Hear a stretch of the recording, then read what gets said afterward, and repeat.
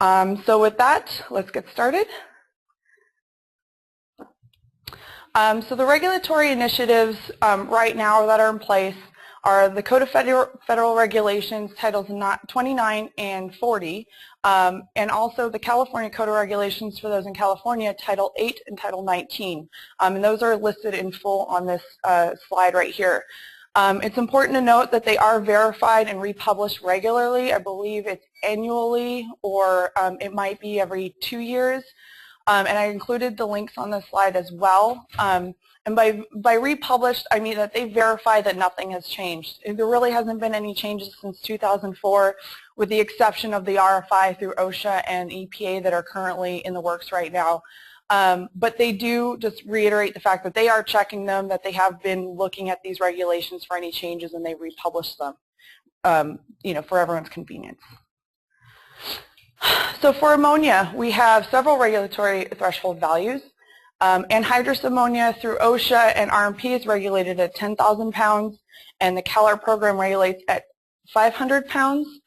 For ammonia solutions, given the concentrations that are listed in the table, OSHA and Cal-OSHA regulate at 15,000 pounds for 44% or greater concentration.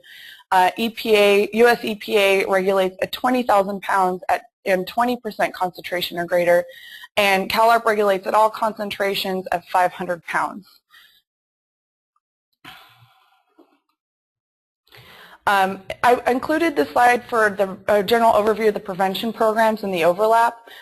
Risk Management Professionals has marketed and continues to use a single binder program for its clients. This establishes a baseline for all these regulations to be met at once, and it includes every single requirement that's listed here and meets these requirements for all the programs. This is something that seems to help our clients out. It helps them manage their program. They appreciate the organization, and the agencies definitely appreciate the thought-out format that we've been using. For the current modernization efforts, there are 5 agencies or groups that are involved right now in the updating the regulations, or potentially updating the regulations. The EPA and OSHA have been pretty prominent in the last few months. The Interagency Working Group, the Chemical Safety Board, and Cal-OES also have a hand in it. CSB has been pretty loud on the refinery side. However, the EPA and OSHA are also taking a cue from CSB in their reports to start trying to implement that into chemical facilities, and that includes the ammonia facilities. Since 2012, there's been a lot of activity for the safety management systems. Most recently, we see the OSHA and EPA RFIs that were going on this year, or last year. We also see the CSB draft report for the refineries. That also, again, carries over into the chemical industry, because the EPA and OSHA are looking at the CSB reports for guidance and see what goes through. And also Cal-OES is looking to update just California regs for the CalARP folks. And again, all this is piggybacking on each other. They're all running in parallel, and everyone's kind of picking up different things and trying to outdo the next agency that's coming around, so that they're all kind of in the swing of fixing the regulations to update everything to current standards. So I wanted to cover recommendations for refineries, just to give you an idea of what's going on in another area. We do have more information on other presentations, and if you have problems or any trouble finding these presentations on our website, feel free to get in contact with someone here and we'll help you out. Maybe we can send you a link or guide you to where they are. The recommendations are both from, the most recent ones are both from the Chemical Safety Board. There was an interim investigation report, and also the Chevron Richmond Refinery Pipe Rupture report. Both reports establish recommendations for refineries. Again, this may carry over to ammonia facilities, so I wanted to make sure that at least the references were here. And in detail, these are covered more in other webinars that we have on our website. In addition, California has established a refinery task force, and they are also working on additional recommendations and regulations for the refineries. So as some of you may know, we had a past webinar that covered the OSHA RFI topics. There were 17 of them. I wanted to briefly cover them in this webinar just to remind everyone, because there is an overlap. The EPA RFI does cover these topics, but it basically reiterates the topics. There's not a lot of additional information, so we didn't want to spend a lot of time covering these a second time. Please see our previous webinars for the recording of the OSHA RFI topics. We have, so this first slide has 8 of the topics. The ones that are more specific to ammonia refineries are topic number 4, which is expanding PSM coverage and requirements to reactive hazards. Also topic number 6, revising the PSM standard to require additional management system elements. And 7 and 8 include the recognized and generally accepted good engineering practices. And that's the evaluation of updates that are applicable and also adding a definition for what this entails. Again, EPA reiterates this in their RFI, and we invite you to please read the RFI to get more clarification on what specifically they're commenting on. But we're going to focus on the 12 EPA RFI items in a few slides. And additional OSHA RFI topics, topics 9 through 17 are listed on this slide. I'm sorry, so the topic 9 is covered the mechanical integrity of any safety critical equipment. That would include pressure relief valves and any other mechanical integrity for your system. There's also management of organization changes that is covered in the RFI. The emergency planning and third-party compliance audits are the next 2, and these are both relatively hot topics for OSHA being covered. And jumping down to number 15, regulations addressing the storage, handling, and management of ammonium nitrate. This will specifically affect the agricultural area or anyone else using ammonium nitrate. The enforcement of the PSM exemption for retail facilities would potentially apply to ammonia facilities that distribute or sell as wholesalers. And the enforcement policy for highly hazardous chemicals without specific concentration thresholds would basically cover everything else. Should they add anything else to the lists? If so, what kind of requirements are they going to hold everyone to? And what kind of standards are they going to use to establish those requirements? And again, all these are discussed in a previous webinar, and you can see our webinar page that's on this slide, the links on this slide for any of those recorded information. So the EPA has 12 unique RFI topics that they discuss in the document. And these are in addition to the 17 that OSHA covers that they overlap with. So you're talking about 28 topics altogether in this document. The topics are drawn from the CCPS, the CSB investigations, and the executive order, as well as lessons learned from industry. The rulemaking will follow procedures set forth in the Clean Air Act, so this isn't something that they're just going to pass and not be able to include comments on. I mean, they will go through a draft and comments and establish a final, and I'm sure there will be a lot of hearings, and they have a procedure set forth in the Act that they need to follow. The focus of these topics are updating the program to be more aligned with the goals of the EPA. The EPA is really concerned about off-site risks and the general public, and so what they want to do is protect the public, and they're going to be focusing on that rather than worker safety, which is what OSHA does. They want to implement new technology and be proactive against releases. Is there any new technology that can be used? Is there any additional safeguards that can be implemented? That's the kind of stuff that they're looking for. And also to increase federal involvement and oversight. There's been some talk that they may not have the best handle on things, and they're trying to change that. I think they're trying to follow suit, and they're really being pressured now to make sure that everyone's following the regulations and they're regulating and enforcing appropriately.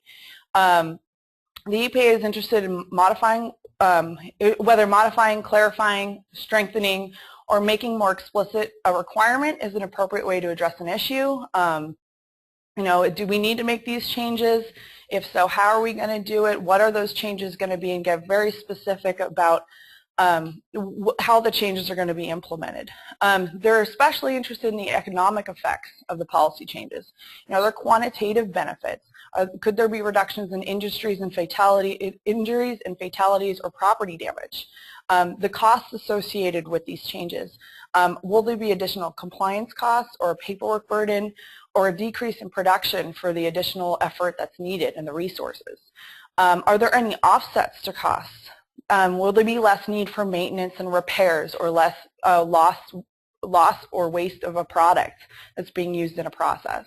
Or are there any special circumstances regarding the financials and economic effects? You know, is there a small business that maybe can't upgrade their system or can't implement new technologies because it's simply unaffordable for them? These are all comments that they want to see, they want information on, and this is all part of their efforts to make a workable and usable regulatory document for everyone. So we'll begin with the EPA RFI topics.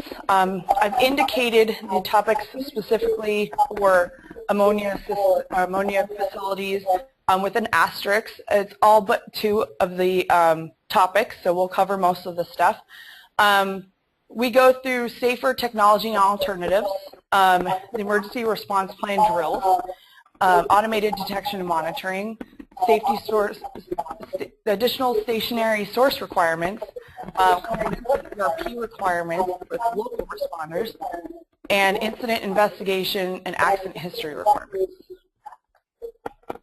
The worst case scenario quantity will not be covered specifically in this presentation, but it is listed here as a topic. Public disclosure of information will be covered.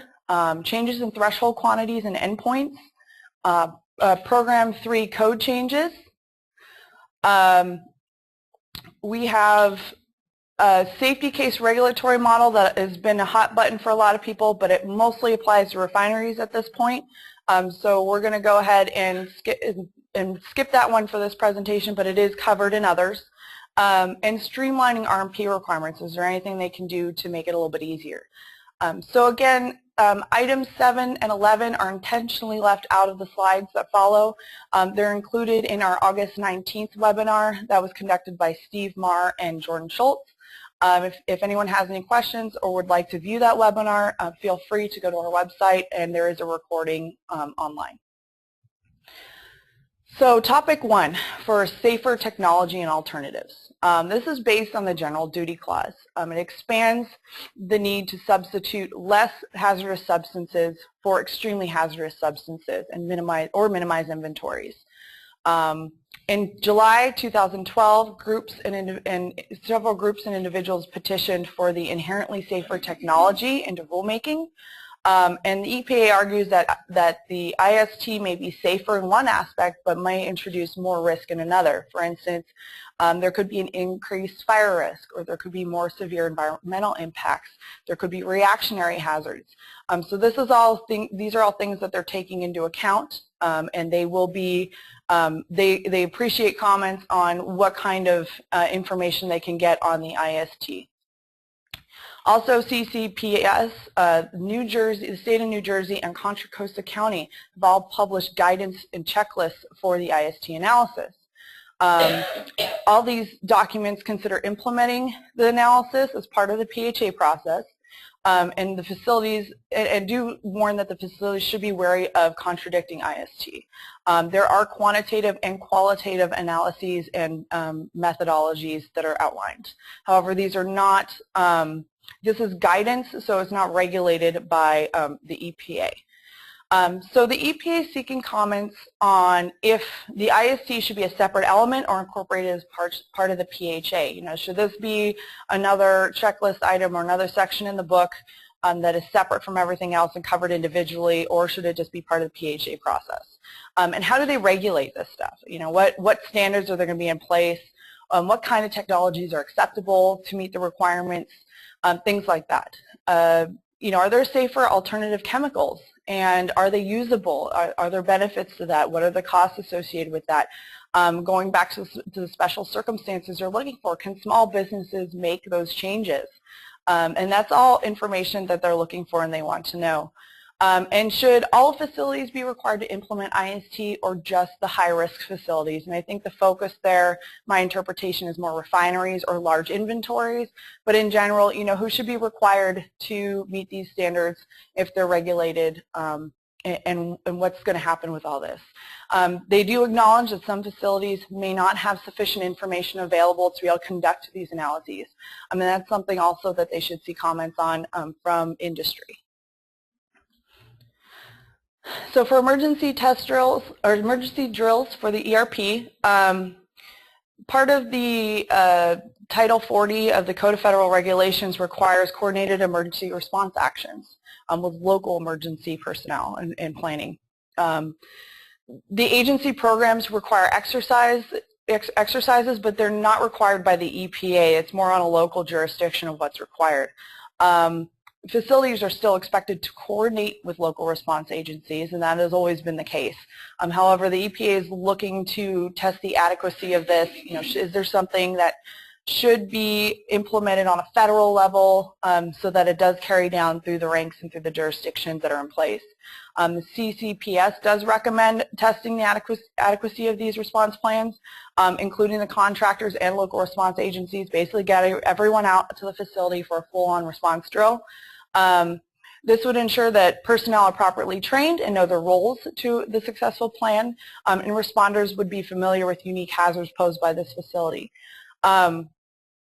You know, it does bring up a good point that, you know, if you're not sure, you know, start asking yourself the questions, does your facility have a plan in place? And when was the last time that you checked with your local agency that they know what to do and who to coordinate with and who to call? Are your call lists updated? Do your personnel or staff know what to do in an emergency? This is all stuff that should be going on, but especially this item is a good reminder to have everything updated. It's really important. You know, going back to the West Texas incident, you know, you had a lot of responders that didn't know what they're doing. They weren't prepared, and you know, it doesn't just affect the facility and its personnel. It affects other people too. So it's important to remember that and to keep those updated. The EPA specifically is looking for whether these drills should be internal or external. Should they be driven by the facility and just done independently, or should they be really regulated to the point that the fire department or the local agency that's responding is conducting these and setting the schedule and requirements? And who should be involved with these? Is there anyone else that needs to be involved other than the facility and local responders? You know, if it's a big company, should a corporate person come out, you know, a CEO or something come out and be involved, regional manager? What facilities should be required to do these drills? Are there any exceptions to the rule? Are there any facilities maybe small enough to not have to do these drills? Or maybe because Program 1 facilities don't go off site by definition, maybe they're not responsible for doing these drills, but they just need to coordinate as specified in the regulations. So these are all things to keep in mind and that we need to, need to be commented on through the EPA through their website. So topic number 3 is automated detection and monitoring. The EPA notes that the engineering and administrative controls are reviewed during the PHA. That's always been the case. But it's requesting information for new or expanded requirements. Is there anything else that they should be requiring outside of just covering it in each EPA, or anything specific that should be added to the PHA requirements?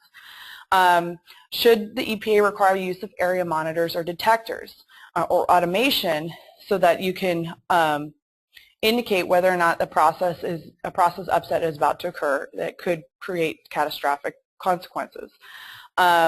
It recognizes that not all processes or chemicals are capable or well documented with regards to early detection or monitoring, and that it could be very costly depending on the size of the company, facility, and the age.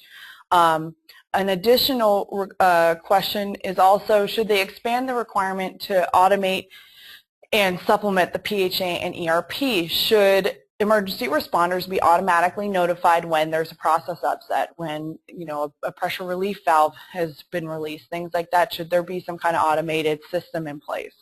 So the EPA is seeking comments on whether the public or emergency responders should be notified automatically.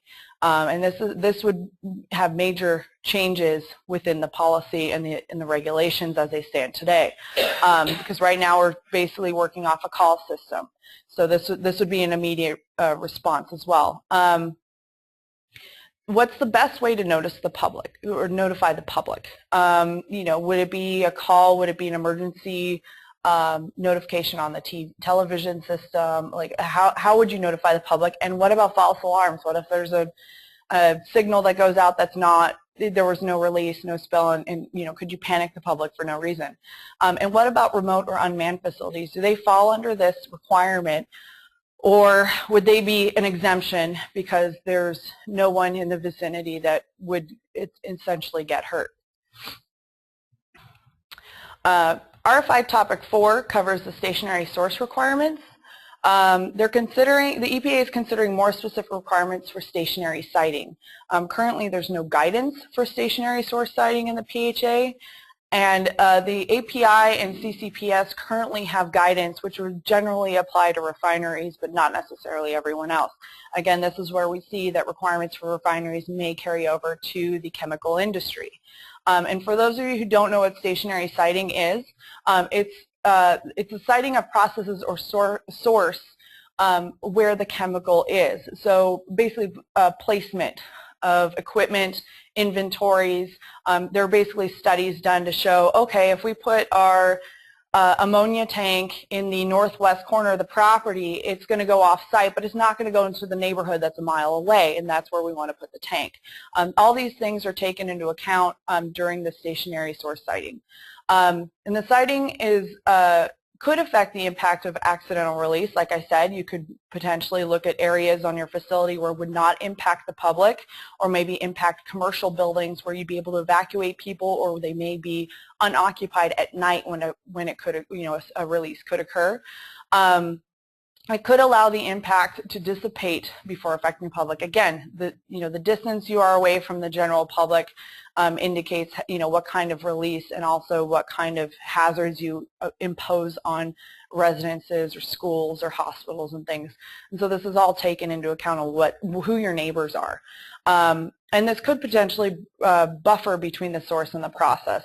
Again, going back to the residential areas, protecting the residents can go a long way, and it can provide a sense of security and support for the community that may otherwise not have been thought of. So considering all these setbacks, this really comes into play with the Bhopal and West Texas incidents. Those are two real big ones. Again, West Texas, they had zoned the area differently than I guess what was anticipated, so no one expected the kind of consequences that had happened. And they do want to require new safety criteria for on-site occupancies. So even the worker safety, is there anything you can do to position your equipment so that it keeps workers at a safer distance away from the chemicals should a release occur? So they're seeking comments on which guidance should be used. Are there any other guidance documents other than the CCPS or the API documents, or any other guidance in general, industry standards, lessons learned that can be applied here? And what about facilities with a limited space or a smaller facility footprint? What do those facilities do? Are they forced to come up with another solution, or is this just going to be a practice of if it makes sense or if it's applicable? Should the EPA consider different zones for different risks? Should maybe program levels be issued differently based on these risks and source siting and where the chemicals are and how many people they impact? And what kind of safeguards should be implemented while in these siting requirements? So the compliance with the EPA ERP requirements and with local responders is topic number 5. The EPA notes that non-responding facilities do not fully comply with the requirements for non-responder facilities. So basically, they're very much aware that some people don't cooperate with the local responders and don't follow up and make sure that they're trained. The local responders are trained and aware of their facility and the consequences and the release studies and things like that. The source facility, even though it may be part of the community emergency response plan, they may also be coordinated with local fire department for flammable materials. So both may apply or just one or the other. And they want to address that appropriate notification mechanisms are in place to notify emergency responders during a release. Again, a lot of facilities don't coordinate with their local responders, and this is definitely a short sight that they're seeing pretty much across the country. So again, it's a good reminder for any facilities that Ammonia is volatile and it will go fairly far distances when dispersed in the atmosphere. Please, make sure you're verifying and coordinating with local responders that they know your facilities there and how they would respond in an incident. Accidental releases can be made worse because the response planning and coordination is not conducted appropriately. And keep in mind, what is your facility doing to manage and mitigate these issues? Are they talking with the fire department? Are you coordinating with your workers and your staff and your operators? Do they know what to do, who to call, where the plant is located on the facility, where the evacuation routes are? This is all part of it and goes back also to the ERP drills and coordination in the previous topic. The EPA is specifically seeking comments on enforcement to lead to better compliance. Is there anything that can help with the enforcement or anything that can help facilities coordinate better? Are there any particularly challenging facilities to coordinate and respond to? Maybe there's a facility that's far away from the fire department and they can't get there quick enough. And also the hazards that the local response unit, they want to know about the hazards that the response units are not capable of responding to. Are there certain chemicals or certain situations that a local responder cannot, is not trained to respond to, where it put their own health and life at risk? And if so, what are those hazards? Also, should this facility be responsible for providing these capabilities if the fire department doesn't have it? Do they need someone specially trained for that hazard that is on call in case of emergency? These are all comments they want information that they want to receive from facilities and what the operations are doing. Topic 6 is incident investigation and accident history requirements. Currently, facilities are encouraged to investigate all accidental releases. This, however, does not include near misses and releases for the potential of consequences, at least as the regulation states. The CCPS, I believe, is encouraging everyone to report these incidences anyways. Near misses can be attributed to something else failing in the system that under any other circumstances would result in a catastrophic consequence. So it isn't something that necessarily should be brushed under a rug, and that's what the EPA is looking at. Currently, they're only required to report catastrophic or near catastrophic releases. This includes injuries and fatalities. Not investigating near misses or increases the possibility of catastrophe. Like I said, it could be an indicator that something else is going wrong in the system that needs to be addressed, whether it be in a PHA or separately by an audit. The EPA, of course, encourages reporting on releases, but it's not regulated or required at this point. And the real reason what they're concerned about is if there's a process upset that's not diagnosed, what if there's another problem down the line? This could lead to something more serious and potentially very damaging from the facility if they have a release. They're encouraging industry to use data from near misses to ensure that the proper attention is brought to similar facilities to ensure safety across the board in an industry. They are considering a 6-month requirement for reporting incidents, so rather than updating every 5 years, they'll require to update every 6 years for your incident history. I think this would provide more of a open dialogue about incidents, what's actually going on in at the facility and also in the industry globally. There's a lot of statistics you can pull, and maybe that will help them address issues that are common across the board. So what they really want to seek comments on is the incident investigation too narrowly focused? Should there be more in play here that helps facilities in the EPA regulate more and avoid the severe consequences of these accidental releases? And we're specifically probably talking about the worst case situations, although the more likely alternative case situations when you're talking about the off-site consequence analysis do come into play here too. What's the time time frame for completing these investigations. They want to yield some good results. So what's that timeline? Is there a smaller timeline to complete the investigation? Should we give facilities more time? Maybe there's a two-step process where there's an initial investigation followed by more thorough following investigation. These are all things they want comments on. Should the incident automatically trigger a compliance audit?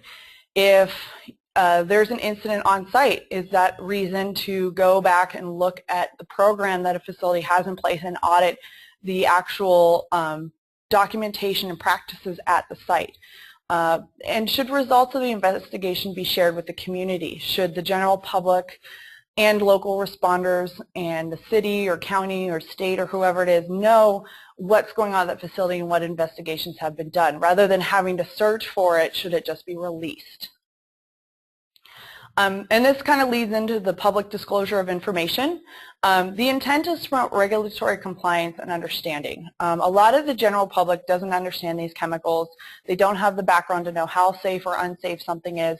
And that's kind of the driving force behind this RFI topic. The EPA is considering whether disclosing additional information for public access is necessary, in what form and to who. Should it just be the general public, or should it just be a certain group of people? For instance, city officials, county officials, just the state, maybe just the surrounding community or businesses. So this is something that's very open for discussion right now. The EPA notes that the regulations were first published before many of the information sharing technologies that we have today existed. This was written in, the last time it had any major changes was in 2004. And the technology was just not there for sharing information, online databases. Everyone now has some kind of online submittal they have to do for their facility. That just didn't exist at that time. So should they go around, revamp it, and change it so that they require more information? Should they make this available to the public online through their website? How do they regulate that? How do they control that? What kinds of information should they ask for and release to the general public? So these are all questions that come up, and the biggest thing take home is what this information sharing is this a security concern for facilities? And this is definitely a big topic I personally think that they should be aware of, and that facilities should comment on, is the security concerns. If you have to release this to the general public, are you going to see incidences because someone wants to jump the fence or something, or more complicated than that? But the proposed public information that they've listed out are the executive summary, the emergency contact information, the Tier 2 report, summary of the PHA, so it wouldn't be the whole report, the compliance audit documentation, and the incident investigations that are reported to the local emergency planning committee. Again, what they really want to seek comments on are, the security aspect. Would releasing this information create a security or proprietary concern? And would the company be required to publish this on their own website, or would it just be through the EPA or local agency? Topic 9, changes to endpoints of the OCA. Right now they're considering using the acute exposure guideline levels to calculate threshold quantities and endpoints. The AEGLs run in 3 categories. They all apply to the general population, but AEGL1 applies to effects that are not disabling and are transient and reversible. AEGL2 applies to effects that could be irreversible or very serious, and AEGL3 effects are life-threatening. Now, right now, the IDLH the IDLH and the potential to become airborne are used to rank all the chemicals on the current list for the EPA. The chemicals were then assigned values and thresholds determined by that ranking system.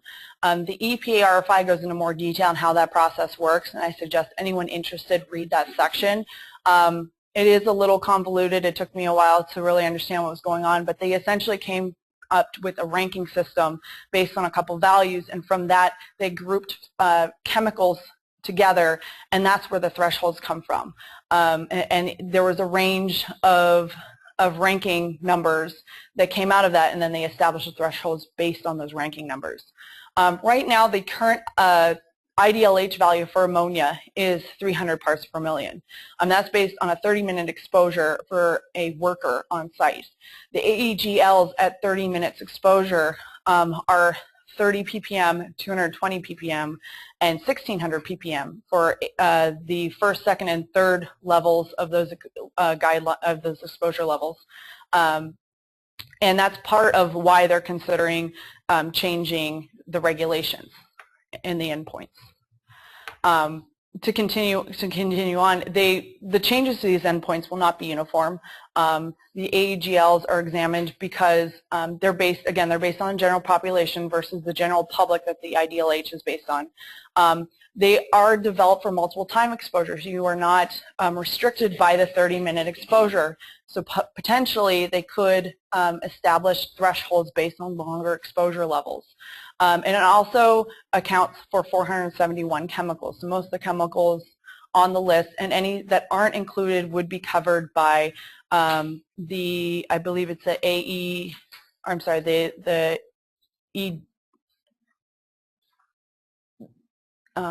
the EPA levels, but I have to go check on that.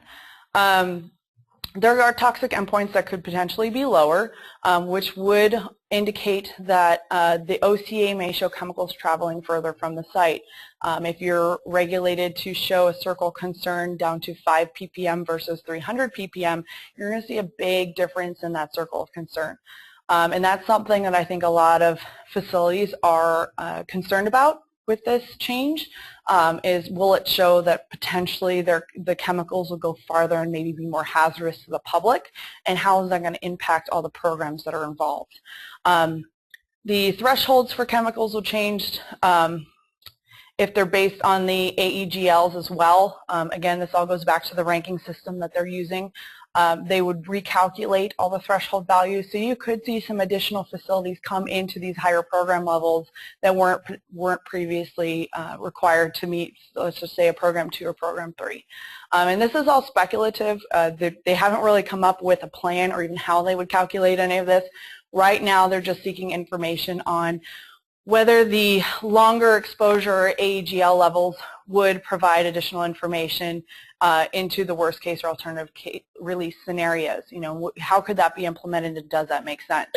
And if there's no AEGL or ERPG available, what kind of threshold, what is the threshold value based on? What do they use? Do they go back to the IDLH values for lack of better values, or are there other standards that they can hold the threshold calculations to? And this is all, again, speculative. There's no real plan on how this is going to be implemented or calculated, but they want to see comments on the general industry and what the input is there. So program level NAICS code changes would potentially be due to the RMP accident history data. Basically what they wanted, the EPA wants to do is take the NAICS codes from facilities or from industries with a high RMP accident history frequencies and determine them to be program 3 level and not allow them to be a program 1. So they'd automatically be put in this category based on the current regulations. So potentially they would include farm supplies and merchant wholesalers, water supply and irrigation systems, refrigerated warehousing and storage, and sewage treatment systems. This could impact a lot of facilities. There are other NICS codes on the list, however these were the 4 that were really applicable to ammonia facilities. So what the EPA really wants to comment on is what should be taken into account to these statistics when they pull this history data together. You know, should it be only certain types of incidents? Should it be maybe recent historical data versus older historical data? You know, should it be based on the number of facilities, the severity of the incidents? So all these factors need to take into account the statistics in order to add these NAICS codes.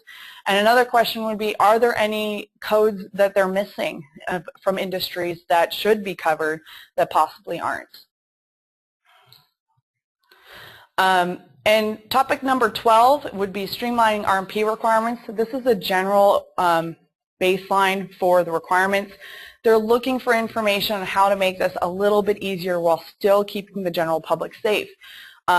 Should they simplify who's eligible for these programs? Should the submission process be simplified? And should the submissions be submitted and verified by someone else? Right now they just require a certified official. Should they require a corporate official, maybe someone closer to the top of a company who would take more responsibility for these programs? Should they change the tiering system? You know, do we keep it at a 3-tier system, or can we change it to a 2 or 1-tier system? Do we put everyone under one program and just say just do it?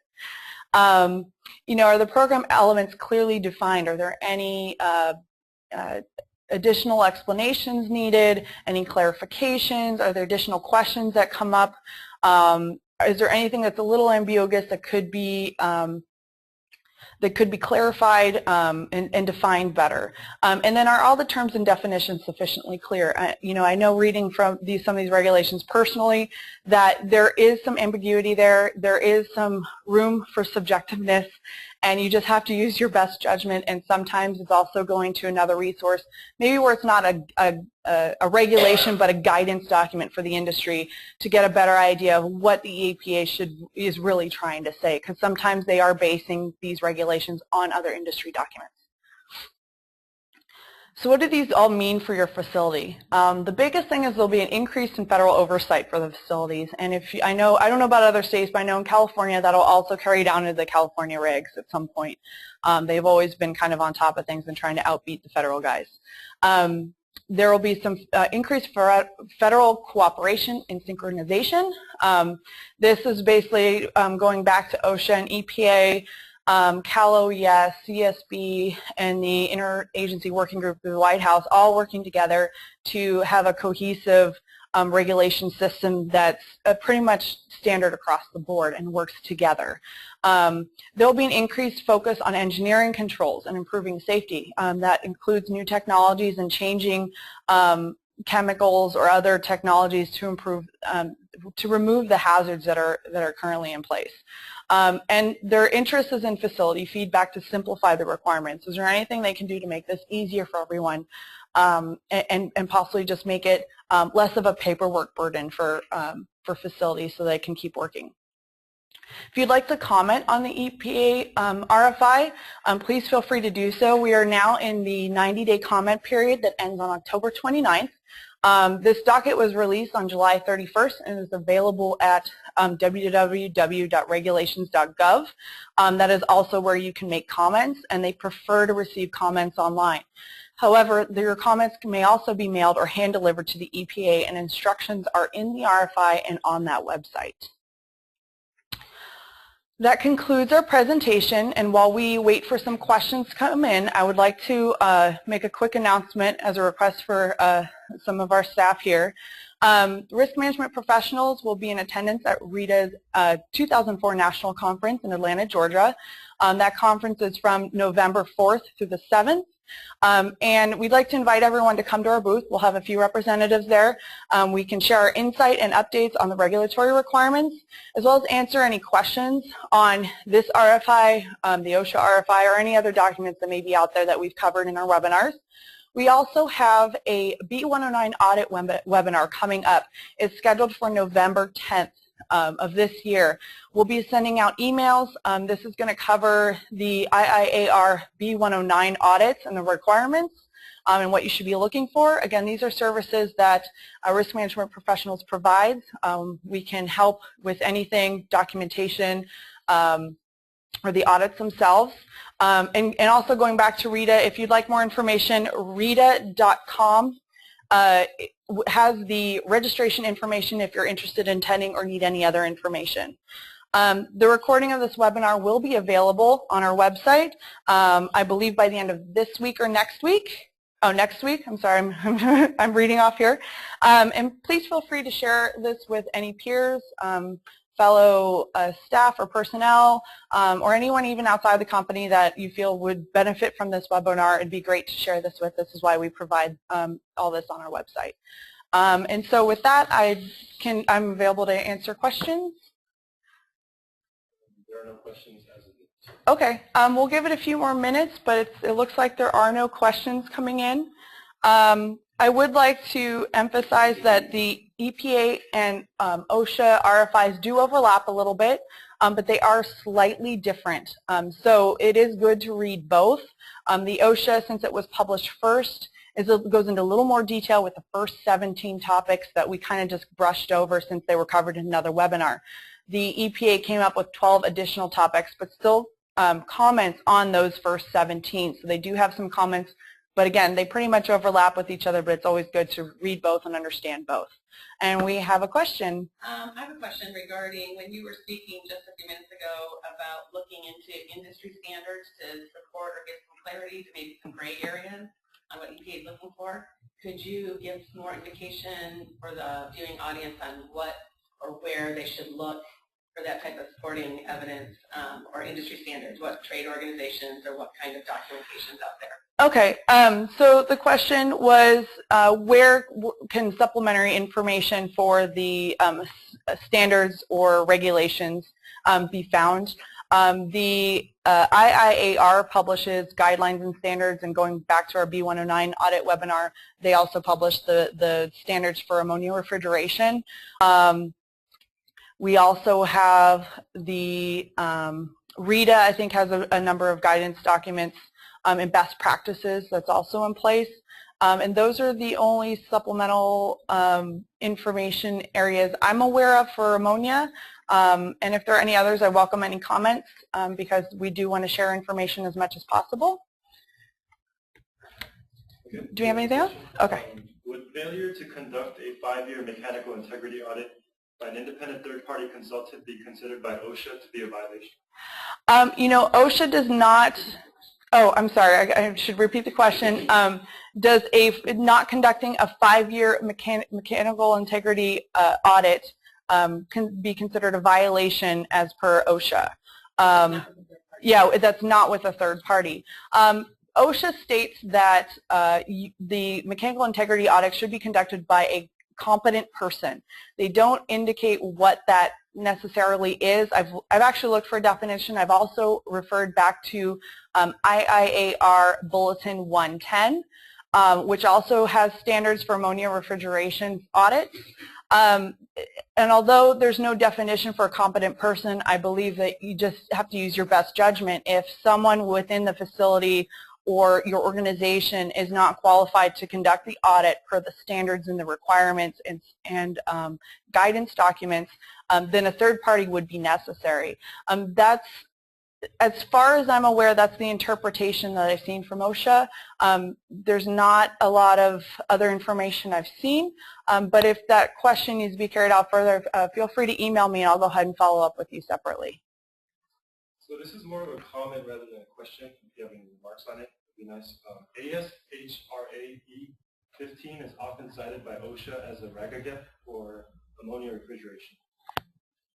So ASHRAE 15, I'm sorry. Right.